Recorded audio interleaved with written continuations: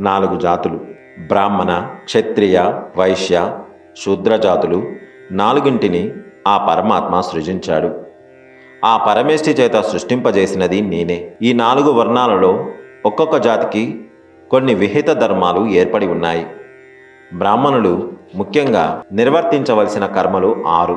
అవి దానాలు చేయడం, దానాలు చేయించడం, వేదాధ్యయనం, యజ్ఞయాగాదులు చేయడం, అర్హులైన వారి చేత యాగాలు చేయించడం, దానాలను స్వీకరించడం.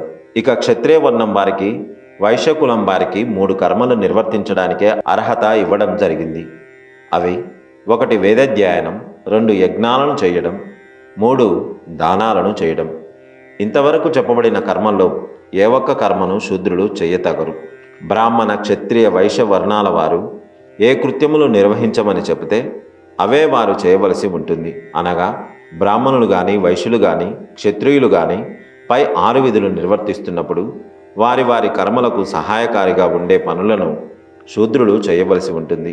ఉదాహరణకు యుద్ధాలు చేయడం క్షత్రియోచిత కర్మ, అందుకు కావలసిన ఆయుధాలు రూపొందించడం శూద్ర కర్మ. యజ్ఞయాగాది క్రతువులు చేయడం బ్రాహ్మణ, క్షత్రియ, వైశ్య వర్ణాల విహిత కర్మ. ఆ యాగాలకు కావలసిన సమస్త సంభారాలు సమకూర్చడం శూద్రజాతికి తగిన కర్మ. కనుక వర్ణ విభాగాన్ని బట్టి ఆయా వర్ణాలకు చెప్పబడిన తపస్సులను శ్రద్ధగా ఆచరిస్తూ